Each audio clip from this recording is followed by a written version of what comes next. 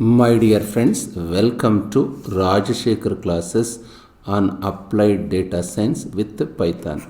This is lecture number 246. In this lecture, I will continue my discussion on how to use SNE effectively. Just say this case, random noise does not always look random. Again, I am using this particular blog, distill.pub 2016, misread SNE. Yes, again let me repeat, random noise does not always look random. I will explain in detailed manner what it is. Just see here, I have 500 points drawn from unit Gaussian distribution in 100 dimensions. The left image, means this image, is projected into the first two coordinates. We will try to understand this in detailed manner. Let me say, imagine if my actual data or my original data is just a random noise. Just see, this is just a random noise, or I can say it is a random set of points.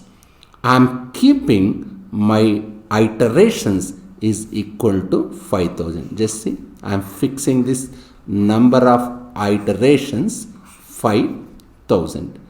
And let's assume this data is actually in some, let me say this is high dimensional data, actually in high dimensional space. In this case, they have taken 100 dimensions. That's what it says. They are taking 100 dimensional space of random points. I can't visualize 100 dimensions, so they have taken some two dimensions and showing it to us. That's the actual random data. Now, yes, this is my random data. Let me assume like this. Let me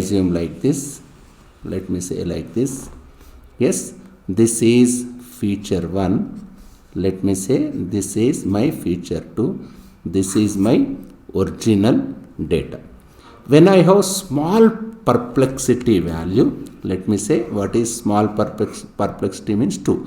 When I have small perplexity value, there is one problem when I have random data. Say one of the biggest problem in data science or machine learning is if you are making sense of random data, if you are making sense of junk, if you come to conclusion from junk, you are literally it is extremely dangerous position to be in. Never make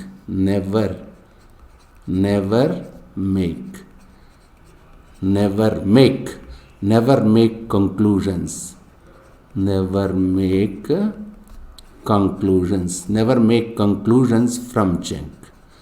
Never make conclusions from junk. So random data is junk. This is random data. This is junk. There is no structure to it. But when I keeping my perplexity low means 2. I start getting these small nice clusters. Just see, I am getting this cluster, I am getting this cluster, I am getting this cluster, I am getting this cluster. I am getting small these type of clusters, small nice clusters, isn't it?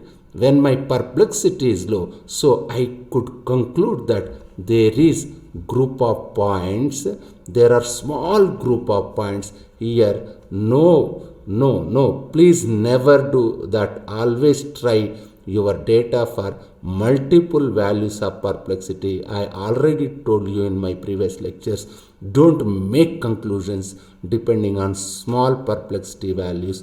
So as a movement you increase your perplexity, this nice grouping is gone. Just see, here you have nice grouping, here you have nice grouping. Yes, here you have nice grouping. As you are increasing perplexity, just see, as you are increasing perplexity, you cannot see that structure, isn't it? Yes, originally we have 500 points. How many points do we have? We have 500 points, 500 random points. So as your perplexity increases, now the data becomes more and more like random. Just see, as I am increasing perplexity, data becoming more and more like random. So by the time you reach perplexity 30 or 50, 30 or 50, there is no structure. Here for 30 or 50, just see, there is no structure for 30 or 50, isn't it? It looks literally like a random set of points. In the case of 30 or 50, it just looks like a random set of points. So never conclude that there is a structure in data by just looking at one perplexity, especially small perplexities. Always look at more perplexity values, otherwise you might end up in a case where you actually have random data and you are trying to make sense out of it, and you might even come to wrong conclusions, which is extremely dangerous. This is one situation. We will try to understand another situation. That's what it says. Just see, again, let me repeat. Again, this is the same case for, actually I am repeating, for perplexity 2, you are getting structures, isn't it? You are getting clusters. You are getting clusters. As it keeps on increasing your perplexity, you are not getting that particular structure. Don't rely on small perplexity values. Don't depend on small perplexity. So never conclude that there is a structure. Never conclude there is a structure in data. There is a structure in data by just looking at one perplexity, especially small perplexity values like 2. Always look at more perplexity values, 30, 50, 100 like this, isn't it? At more perplexity values. Otherwise, you might end up in a case where you actually have random data and you are trying to make sense out of it, and you might even come to wrong conclusions, which is extremely dangerous. The same pictures I am showing, which we have seen. These are the pictures we have seen just now. Same PPT I am keeping in this particular slide also. Just see. Yes, this is the case. Yes, this is the case. Now we will try to understand one more situation. This is another very interesting example where I have data like this. Just see, this is my original data. I have data like, it is just like ellipse. Is it not elliptical data? I can say it is elliptical data, isn't it? When I have small perplexity, let me say 2. When I have small perplexity, you can start seeing shapes where there are none. Just see, small perplexity. We are getting shapes. We are getting shapes, isn't it? We are getting shapes. We are getting shapes. We are getting shapes. I will repeat. When I have small perplexity, let's say 2, you can start seeing shapes as shapes where there is none. There are none. There is no shapes in my original data, isn't it?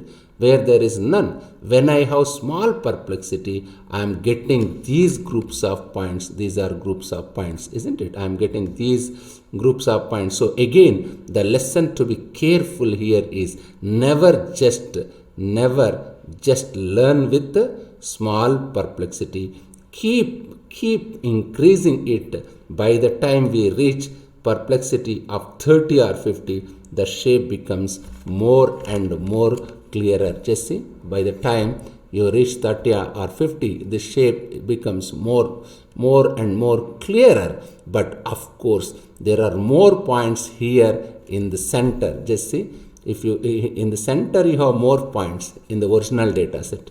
Here all the points are almost equally spread. In the case of 50, just see, all the points are almost equally spread, because we know that the original data, there are more points at the center in the original data, but here for 50, for the case of perplexity 50, the density of points almost spread, isn't it? It's almost spread, because we know SNE tries to do this. We know internally that SNE tries to spread our points evenly. So that's another thing. So never just look at small perplexity values or 2 or even 5 in this case. Even in the case of 5, you have got some structure, isn't it? So you have got some shape.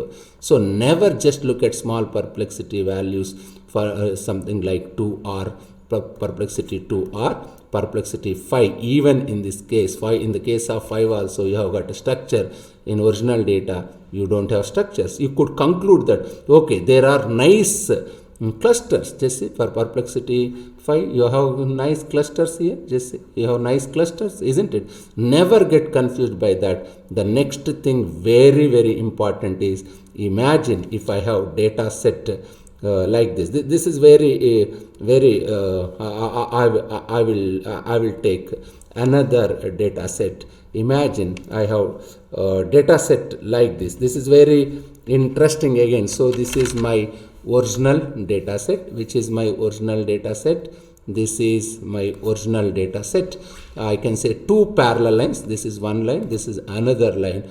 I have my blue point. Just see, I have my blue points like line, and I have my orange points like parallel lines. These are called parallel lines. Parallel lines data sets. Basically data points which are parallel to each other. Now when I have my smaller perplexity 2, just see, smaller perplexity, that is 2, everything goes crazy. It's becoming crazy for perplexity 2. But even as I increase my perplexity, here I am keeping my iterations equals to 5000. Just see, what are the number of iterations? 5000 in each case, isn't it? I could end up in a structure like this. In this case, if I take 50, if I take perplexity value is 50, what's happening? I am getting some structure like this. So this looks like your gene shape data, but it's actually not your gene. So always rerun your SNE multiple times or increase the perplexity. So here what's happening is, as I am increasing my perplexity, I got this almost good shape. Then just if I keep perplexity is 50, good shape. For perplexity 30, I am getting good shape, and then it went crazy. If I keep perplexity 50, it's went crazy. It's good. For perplexity 30, it's good. But again, if I reach perplexity 50, it went crazy as I increase my perplexity. My perplexity is equal to 100. Just see, in this case, my perplexity is equal to 100. It is almost converged to the right shape. Just see, it is almost converged to the right shape that I am looking for. So whenever you get results like this, it's always good to rerun. See, that's why never draw just one SNE plot and come to a conclusion. Change perplexity, change step, and third most important thing is always rerun with the best perplexity and step that you got, or the number of iterations. Anyway, I will continue this lecture I will continue my discussion on SNE in my next lecture also, that is in lecture number 247. These lectures are very important. Just go through these lectures. If you have any difficulty, please keep a comment. Thank you very much.